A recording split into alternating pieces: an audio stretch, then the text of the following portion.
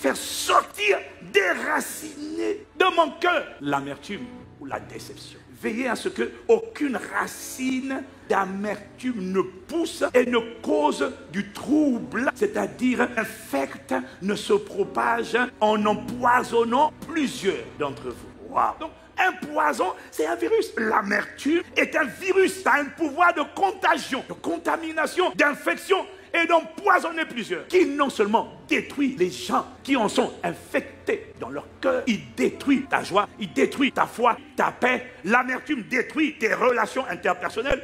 Parce que les gens amers répandent un poison autour d'eux. Il n'y a pas grand monde qui aime supporter les gens amers, à l'exception des autres gens amers. Les gens bien n'ont pas envie, en train de te plaindre, de te lamenter. Y a-t-il quelque chose de bon dans la vie? Non! Les amers, mais c'est terrible l'amertume. C'est un poison redoutable, mortel. Mais en plus, ça va tuer ta santé. Parce que c'est un virus. 85% des cancers sont des émotions mal gérées, d'après les médecins. Non seulement tu peux te détruire, mais comme tu es amer, tu peux infecter des gens. Et ce qui est terrible, c'est de voir le nombre de parents, surtout les mamans, qui ont infecté leur enfant avec l'amertume parce qu'elles étaient amères du comportement de leur père, sans faire exprès. Elles ont infecté les enfants qu'elles aiment. Elles pensent que c'est prendre soin de son enfant que de se lamenter. Ton père, il est comme ci, il est comme ça. L'enfant est impuissant et ça rentre, et ça rentre. Et l'enfant grandit avec l'amertume, la colère, la rébellion, le ressentiment, le rejet. Tout ça, tu n'as pas aidé l'enfant. Il va falloir que tu sois l'instrument de sa guérison en allant demander pardon à cet enfant pour la manière dont tu l'as souillé. Tu as souillé ses oreilles. Essaie de réparer. Répare. Fais ta part. Demande pardon à Dieu, mais demande à l'enfant pardon. Je t'ai souillé. J'étais amer. Dis-le. Est-ce qu'il y a des enfants? Leur papa les aimait. Il a commis l'adultère. Maman a compris par l'adultère que comme il ne m'aime pas, alors il ne vous aime pas. Mais c'est pas ça. Il y a beaucoup d'enfants qui sont gangrénés par la rébellion, la colère. Ils amènent ça à l'église et ils s'en prennent aux pasteurs et ils défient les autorités. Ils injurient les autorités à cause d'une relation avec des pères qui ont été gâtés. L'amertume fait partie des principales graines ivrées que le diable sème dans le cœur des êtres humains. L'amertume est une racine. Ça veut dire qu'on ne la voit pas parce qu'elle est cachée. C'est pour ça que la plupart des gens qui ont l'amertume ne savent pas qu'ils ont l'amertume. Parce que quand tu dis le mot amertume, non, moi ça va. Tout va bien. Non, tu es amer. Non. Ce que tu ne sais pas, c'est que l'amertume, c'est une racine, c'est une graine, mais qui a plusieurs fruits. La jalousie, ça vient de l'amertume. La mélancolie, ça vient de l'amertume. La tristesse vient de l'amertume. Le découragement vient de l'amertume. Calomnie vient de l'amertume. Les querelles viennent de l'amertume. Les comparaisons viennent de l'amertume. La colère, oh là là, ça vient de l'amertume. La rébellion, c'est l'amertume. Regarde Absalom. La tentative, les pensées de meurtre, l'amertume. De coup d'état, amertume. Absalom était tellement rempli d'amertume lorsque son demi-frère a violé sa sœur, que ça a été le déclencheur qui l'a mené à la solitude, à l'isolement, l'amertume, à l'indépendance, je fais ce que je veux, l'amertume, déloyauté, critique, orchestré des cabales, manipulé, amertume. L'amertume est une semence qui a plusieurs fruits. De la même manière que le fruit de l'amour, c'est la paix, c'est la joie, c'est la douceur, c'est la bonté, c'est la tempérance, c'est la foi, c'est l'humilité, c'est la maîtrise de soi, c'est l'endurance. De la même manière que l'amour a plusieurs ramifications différentes, l'amertume a plusieurs ramifications différentes. Alors comment naît l'amertume? L'amertume naît sur les cendres de la déception, de l'aigreur, de la frustration. Chaque fois que ton âme sent une immense déception, une immense aigreur, fais attention, Satan va vouloir planter. L'amertume va venir faire toc toc toc. Je suis là, laisse-moi rentrer. Si tu veux savoir comment l'amertume est rentrée, comment la colère, comment la tendance à critiquer, comment la tendance à calomnier, comment la jalousie, comment la déloyauté, comment ces choses sont rentrées, regarde dans ton passé. Il y a quelque chose qui t'a déçu. Il y a quelque chose qui t'a aigri et tu n'as pas protégé ton cœur. Tu ne l'as pas repoussé. L'amertume est venue se greffer. L'amertume, c'est un des pires poisons. Il a trop de ramifications. L'amertume fait cesser le flot de la grâce de Dieu qui devait couler sur toi, qui devait accompagner ta vie. L'amertume met une pause. Tu es toujours triste, tu n'as pas de problème, mais tu es triste. Tu as du travail, mais tu es triste. Tu n'es pas marié, alors tu es triste et tu ne sais pas voir tout ce qui va. L'amertume t'emmène à voir uniquement ce qui ne va pas. C'est tout ce que tu vois. Est-ce que tu t'es levé le matin? Est-ce qu'il y a le soleil? Est-ce qu'il y a la pluie? Est-ce qu'il y a ci? Est-ce qu'il y a ça? Non! Moi, ce que je vois, c'est l'esprit d'amertume. Il te voile aux bontés, aux compassions, la miséricorde de Dieu. Tu ne vois rien de ce que Dieu fait. Tout ce que tu vois, c'est ce que Dieu n'a pas encore rendu manifeste. Ça, c'est l'amertume. C'est pas que Dieu n'a rien fait. c'est que Dieu n'a pas tout fait. Mais laisse-moi te dire une chose. Il n'y a aucun de nous, Dieu a tout fait dans la vie. Il n'y a personne. Chacun d'entre nous s'attend à Dieu dans un domaine. Chacun d'entre nous patiente pour quelque chose. Et les cœurs amers ne veulent pas patienter. Tant que je ne vois pas, je n'entends pas cette bonne nouvelle aujourd'hui. Tant que je ne vois pas le résultat aujourd'hui, je ne suis pas content. Ça, c'est un cœur d'amertume. L'amertume bloque le flot de la grâce de Dieu. Ce que Dieu avait commencé, dès que le cœur devient amer, Dieu arrête. Parce qu'il ne peut pas continuer avec un cœur amer. Parce que l'amertume te rend ingrat.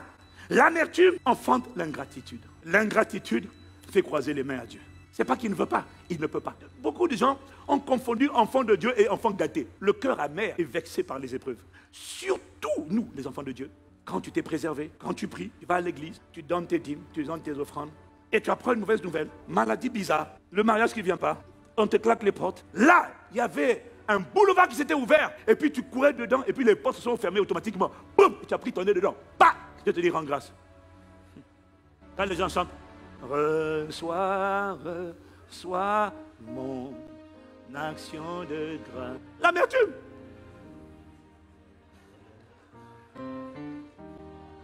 Tant que je ne vois pas le miracle aujourd'hui, l'amertume est un poison qui empoisonne ta communion avec Dieu, ça empoisonne ta vie de prière, ça empoisonne le peu d'amour qu'il y avait. Plus l'amertume grandit, plus l'amour se rétrécit jusqu'à disparaître. L'amertume va faire de toi un méchant. L'amertume va faire de toi un monstre, une personne odieuse, méchante. Où que tu arrives, tu distribues un venin. Chacun de nous transporte une odeur. Nous sommes, dit Paul, la bonne odeur de Christ. L'amertume donne une odeur nauséabonde à ton homme intérieur. Même quand tu as mis Chanel Gucci comme parfum, tu pues la mort.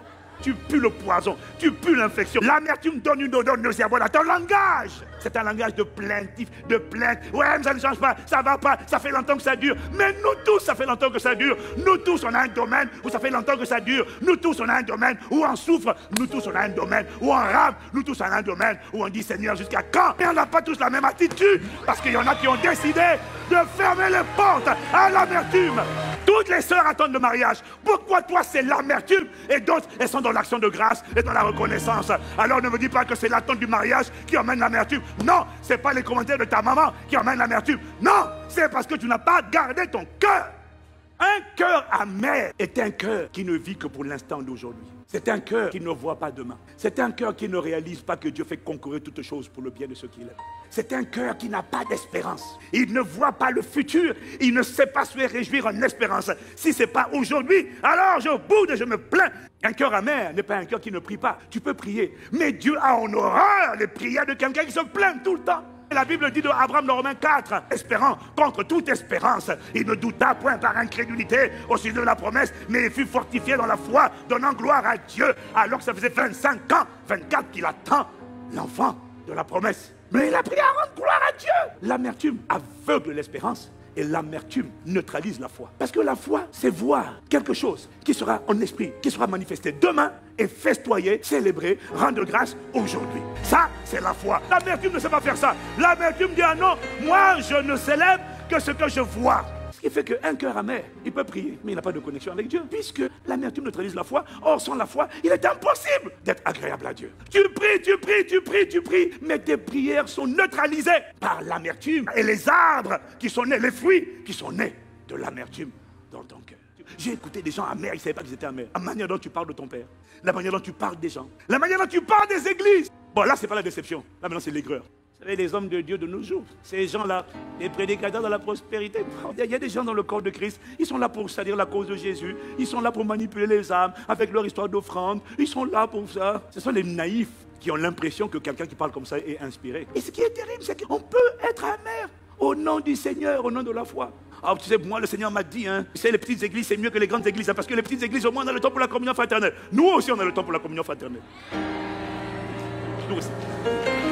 Quand tu écoutes quelqu'un d'aigri, il va t'embarquer dans un combat dans lequel tu n'avais rien à voir. Son aigreur t'a contaminé, toi aussi tu deviens aigri. Et tu parles comme Job de choses que tu ne comprends même pas, que tu ne sais pas. Tu ne sais même pas le prix qu'ils ont payé. Tu ne sais pas la mort qui est en train d'agir en eux. Il y a des gens, quand tu les critiques, parce que Dieu sait leur cœur, Dieu connaît leur cœur. Tu dis, mais il ne fallait pas toucher David. Ah, Nabal, vraiment. Ça fait longtemps que tu critiques les gens, je t'ai laissé vivre. Mais tu as touché David. Bah, écoutez, ange, frappez-le. Fallait pas touché David. Parce que tu n'as pas la communion avec Dieu que David a. Tu n'as pas la romance avec Dieu. Toi, tu dors la nuit. Dieu voit David se lever tous les matins, devancer l'aurore. Oh, je te cherche. Oh Dieu, je te cherche. Mon âme a soif de toi, comme une biche soupire dans une terre aride et desséchée. Ainsi, mon âme a soif de toi. Ça, c'est David. Toi, combien de fois tu t'es levé le matin et tu as élevé la voix à Dieu, juste pour dire, je ne demande pas la popularité, je ne demande pas la grandeur. Tout ce que je veux, c'est toi. Si je n'ai pas toi, ma vie est misérable. Combien de fois, toi, tu as fait ça? Tu n'as pas fait ça. Donc, il y a des choses, quand tu parles, tu dis, mais toi, tu parles de quoi? Tu critiques qui? Mais tu es fou. Ange, regarde-lui son compte. L'amertume est un poison. Il arrête la grâce. Sans la grâce, ta vie se conjugue avec les mots labeur, effort humain, galère. Quand il n'y a pas la grâce, il n'y a rien qui coule. Tout est dur, tout est bloqué, tout est arrêté, tout est en pause. Paul dit, 1. Soyez toujours joyeux. 2. Priez sans cesse. 3. Rendez grâce en toutes choses. Et puis finit en disant, ne tenez pas l'esprit. Ne faites pas obstacle à l'action du Saint-Esprit. Ça veut dire que quand tu n'es pas toujours joyeux, quand tu ne pries pas sans cesse, rendez grâce en toutes choses. Si tu ne fais pas ça, tu vas freiner l'action du Saint-Esprit toi-même. Tu peux freiner, mettre en pause ce que tu fais, juste à cause de l'amertume. Parce que l'amertume enfante l'ingratitude. Et l'ingratitude, c'est le contraire de l'action de grâce. Action de grâce, c'est juste dire merci à Dieu en toutes choses, en toutes circonstances. L'amertume est un poison. Comment on fait pour vomir l'amertume? Là, je ne parle pas de l'amertume de demain. Je parle de l'amertume que tu as stockée. Tu n'as pas un gramme. Hein? Parce que si on prend colère, rébellion, critique, calomnie, mélancolie, tristesse, découragement, il y en a, tu n'as pas un gramme. Quand on pèse le poids dans ton cœur, là, il y en a, c'est des tonnes. Mais ça n'a pas commencé aujourd'hui. Ça a commencé depuis ton enfance. Parce que je ne savais pas. Je ne connaissais pas la parole de Dieu. Et même quand je suis venu au Seigneur, on ne m'a pas enseigné. J'ai prié. Mais combien de gens prient avec l'amertume? Manque de pardon. Pasteur, je suis prêt à chanter tout ce que vous voulez. J'écoute tous les messages. Ne me demandez pas de pardonner. Ne me demandez pas de pardonner. Surtout pas. Ne demandez pardon à Dieu pour Satan là que j'ai épousé, qui a détruit ma vie. Ma soeur, on va enlever les baobabs de l'amertume et de ses fruits dans ton cœur. Comment on fait? Étape numéro 1, demande pardon à Dieu pour avoir laissé rentrer l'amertume et pour avoir laissé pousser les différents arbres, fruits de l'amertume. Tu ne peux plus dire, si je n'avais pas fait ça, je ne serais pas comme ça. Tu dois venir devant Dieu et dire, je n'ai pas d'excuses, alors je viens devant le trône de grâce comme je suis. Je te demande pardon. J'ai laissé l'amertume rentrer depuis mon enfance. Et voilà les fruits. Ils sont tellement nombreux, Père. Je n'ai pas la capacité de les déraciner. Mais je m'humilie.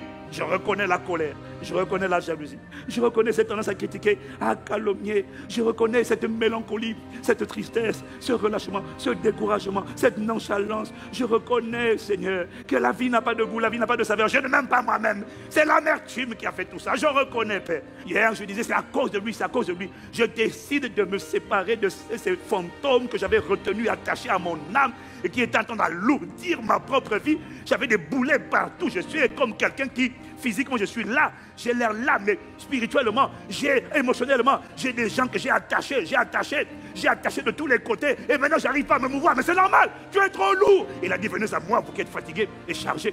Je vous donnerai du repos. Tu ne peux pas avancer parce que tu trimbales trop de gens. Tu les as attachés partout. Ce que tu n'as pas réalisé, c'est que c'est toi qui n'arrives plus à avancer. Alors, coupe les ponts, lâche-les, libère-la. Laisse partir cet homme, laisse partir cette femme, laisse partir cet enfant, laisse partir ses amis, laisse partir ceux qui sont trahis. Tu les redonnais, mais en les retenant dans ton cœur, tu étais en train d'alimenter le démon. Il était de plus en plus fort. Ça coupe les ponts et le démon n'aura plus de nourriture à l'intérieur. Il deviendra faible à l'intérieur et ça sera facile de le chasser. Voilà pourquoi on commence par la repentance. On commence en demandant pardon. Deuxièmement, demande pardon à Dieu pour les personnes par lesquelles le scandale est arrivé. En fait, en demandant pardon pour ces gens-là, tu es en train de les relâcher. Toi, je te retenais pour telle chose. Je demande pardon pour ces péchés. Je demande pardon pour ceux qui m'ont offensé. Père, ils ne savaient pas ce qu'ils faisaient. Eux-mêmes, ils n'ont fait que faire ce qu'on leur a fait. Je demande pardon. Je me détache de ça. La troisième étape, rendez continuellement grâce pour toutes choses. Rendez continuellement, toujours. Lorsque ton âme est agitée, est secouée, est piquée. Je suis choqué de voir le nombre de personnes qui ne savent pas rendre grâce à Dieu en tout temps. Pourtant, il m'a dit, c'est l'antidote qui délivre de la déception. Est-ce qu'il y a des choses qui te font gémir? Est-ce qu'il y a des choses qui te font soupirer? Je parle de conditions, je parle de situations. Quand tu médites dessus, tu sais que tu existes. Mais le fait que cette montagne ne se déplace pas encore, tout en toi a juste envie de dire, Seigneur, c'est quoi pour toi l'intérêt de cette souffrance? C'est quoi l'intérêt? Je ne comprends pas. Moi, je ne parle pas à quelqu'un qui vit dans le péché. Je parle à quelqu'un qui vit dans l'obéissance. Et pourtant, cette montagne-là, qu'est-ce qu'elle fait là? Seigneur, agis. Seigneur, j'ai écrit dans la parole prophétique de 2017, de 2018, de 2019, maintenant de 2020. Mais pourquoi ça tarde? Et Dieu dit, rends grâce. Et là, élève un autel. Tu penses que ceux qui font ça sont moins frustrés? C'est juste que nous sommes comme Pierre. De toutes les manières, à qui irions-nous? Est-ce que le fait de t'apitoyer, de te lamenter, ça fait longtemps que cette maladie dure, ça fait longtemps, j'en ai marre, ça fait longtemps. La vie et la mort sont au pouvoir de la langue. Et c'est du produit de ses lèvres que l'homme sera rassasié. Plus tu dis, ça fait longtemps, cette situation dure, ça fait longtemps. Ta langue est un feu. Plus tu es en train de t'agiter, de prendre feu, plus tu es en train de t'irriter, de t'agacer, plus tu es en train de faire aux anges 1, 2, 3 soleils. Ils arrivaient. Ils n'étaient pas encore là. Mais ta parole là, Seigneur, c'est comme ça. Ok, ils ne sont peut-être pas à la porte de la maison, mais peut-être qu'ils sont déjà arrivés à Roissy, Charles de Gaulle, à Paris. Mais à cause de... Ouais, je ne comprends pas, machin. C'est toi qui retarde le ministère des anges. L'Esprit m'a posé une question. Comment faisaient les apôtres, les martyrs, les chrétiens de tous les temps pour ne pas être amers envers Dieu? Franchement, on vient te sortir de chez toi, on te dit, renonce à Jésus-Christ, sinon tu meurs. Dis, je n'abjure pas, je ne renonce pas à ma foi. Ok, on va te livrer au lion. Comment ils ont fait pour aller dans l'arène en chantant? Comment ils ont fait pour rentrer dans les arènes, pour être lapidés, pour être frappés, flagellés? Toujours entendre la joie. Parce que naturellement parlant, quand les choses ne se passent pas comme elles devraient se passer, tout le monde est tenté dans son cœur par la déception, par l'amertume, par l'aigreur et par la frustration. Il n'y a personne qui fasse à un mauvais traitement, à la mort ou à la souffrance, dit yes, youpi. Non, le yes là était enfanté par une attitude qu'on appelle la culture de l'action de grâce. Comment des gens comme Paul? Parce que Paul, quand tu lis son histoire, il n'y a personne qui peut traverser ça et ne pas combiner déception, frustration, naturellement parlant, hein, amertume, découragement, parfois colère, en train de te raconter son pédigré spirituel, son CV. Toi, tu as un petit CV, tu dis, moi j'ai souffert une épreuve, un garçon m'a cassé le cou, une sœur m'a cassé le cou, ça m'a abattu. Écoute, espèce de comédien, lis le vrai CV, lis le vrai CV. Miséricorde, lis le CV. Le pasteur m'a mal parlé, c'est pour ça que j'ai quitté l'église. Lis le CV de Paul. J'ai été souvent en prison. J'ai essuyé infiniment plus de coups. Plus souvent, j'ai vu la mort de près. 5 fois, j'ai reçu des juifs, des 40 coups moins 1. 3 fois, j'ai été fouetté. 1 fois, j'ai été lapidé. 3 fois, j'ai fait naufrage. C'est-à-dire que j'allais en mission pour Dieu et le bateau a coulé. Et Dieu n'a pas empêché le bateau de couler. Il n'y a personne parmi nous si le bateau coule. 1 fois, je peux comprendre que Seigneur, c'est ta volonté. 3 fois, je vais demander, Seigneur, c'est quoi cette histoire? On va en mission, on prêche l'évangile, et puis la voiture, il y a accident de voiture, 3 accidents de voiture, c'est quoi cette affaire? Tu as dit que l'ange de l'Éternel, comme pour tous de ceux qui le craignent, il les arrache à tout danger. Comment faire pour faire 3 naufrages, Seigneur? Où est ta parole, où est ta fidélité? Déception. J'ai passé 1 jour et 1 nuit dans la mer. C'est pas dans une barque, hein. Il est en train de dire qu'il était dans l'eau, il était dans l'eau. 1 jour et 1 nuit dans la mer, pas dans une barque. Dans la mer, en train de nager, attendant que quelqu'un, un bateau, vienne le secourir. Tout ça, pas parce qu'il a péché. Il est en train de faire la volonté de Dieu. Souvent en voyage, j'ai été en danger au passage des fleuves, en danger dans les régions infestées de brigands, en danger à cause des juifs, mes compatriotes, en danger à cause des païens, en danger dans les villes, en danger dans les contrées désertes, en danger sur la mer, en danger à cause des faux frères. J'ai connu bien des travaux et des peines, de nombreuses nuits blanches. J'ai connu la faim, j'ai connu la soif, j'ai connu les nombreux jeûnes. Toi, tu as connu que les 21 jours plus 2 ou 3. Lui dit les nombreux. J'ai connu le froid, j'ai connu le manque d'habits. Et sans parler du reste, je porte mon fardeau quotidien, le souci que me causent toutes les églises. Que si quelqu'un tombe, je ne peux pas m'empêcher de brûler. Paul, il te décrit ici son CV. Tu ne peux pas vivre autant des histoires sans te demander, Seigneur, tu es où là? Quand tu vois la panoplie des épreuves, des galères, des souffrances, de tout ce que Paul a connu, a encaissé et a souffert et a enduré, Paul, naturellement parlant, aurait de meilleures raisons que toi et moi de se sentir découragé, de se sentir frustré, de se sentir aigri. Pourquoi tu dois le respecter? Pourquoi tu ne peux pas mal parler de lui? Vous n'avez pas le même prix, vous ne payez pas le même prix, vous n'avez pas les mêmes souffrances. Et puis après, il parle maintenant de la chose. On ne parle pas, parce que je vais te dire une chose. On peut raconter tous les témoignages, souffrances, de galères, tout ça. On peut donner les détails. Mais il y en a un dont on ne parle pas des détails. C'est l'écharde dans la chair. Non seulement j'ai tout ça, parce que je fais ta volonté. En plus de tout ça, tu me mets dans mon corps une écharde dans la chair. Et là, il dit pas c'est quoi. Mais il dit seulement que c'est un ange de Satan. Alors là, par contre, je suis choqué, je suis offensé parce que là, Un, j'ai reçu le temple du Saint-Esprit. Deux, c'est moi qui ai la révélation du mystère de l'œuvre achevée de la croix. C'est moi qui ai la révélation de 7 fois le sang de Jésus a été versé. Et tu permets qu'une maladie atteigne mon corps. Alors que par tes meurtrissures, j'ai été guéri, comme tout le monde. 3 fois, j'ai demandé au Seigneur, enlève ça de moi. S'il a demandé 3 fois, ça veut dire que ça le frustrait, ça l'énervait, ça l'agaçait. Je veux bien connaître les galères, machin, les bateaux, mais quand même, pas dans mon corps, pas dans mon corps, pas dans mon corps. 3 fois, j'ai dit, Seigneur, enlève ça. Il m'a répondu la 3e fois, Seigneur, enlève ça. Il dit, non, Paul, dans ce cas-là, c'est moi qui permets. Mais Seigneur, pas un âge de Satan quand même. Ma grâce te suffit, car ma puissance s'accomplit dans la faiblesse. Ah, l'amertume dans une situation comme ça là. Je prends tout, j'accepte. Mais en plus de ça, il y a forcément la tentation de l'amertume. Alors comment a fait Paul pour ne pas être amer? Parce qu'il est le premier à dire, soyez toujours joyeux, priez sans cesse, rendez grâce en toutes choses. Dieu m'a dit, le secret, c'est l'action de grâce. Paul a appliqué ce qu'il enseignait. Il y a des situations où rien en toi n'a envie de chanter de grande grâce à Dieu. Alors c'est là qu'il m'a dit, l'action de grâce, tu le savais, permettait à Dieu de multiplier ce qu'il était en train de faire. 5 pains et 2 poissons sont devenus l'abondance grâce à l'action de grâce. Et ce que je n'avais pas vu à l'époque, qui m'a révélé, c'est que l'action de grâce, c'est le seul moyen, non seulement d'empêcher, mais même là où ton âme, depuis ton enfance, avait accumulé tellement de blessures, tellement d'offenses, tellement d'aigreurs, tellement de frustration, tellement de colère, tellement de rejet, tellement de déception. Et bien dit l'action de grâce, dès lors que cette déception se mesure en kilos, l'action de grâce, c'est le seul antidote qui permet de faire sortir, de pomper progressivement chaque poison. Ça ne sort pas en une fois. Non. Même si tu ne comprends pas ce qui t'arrive.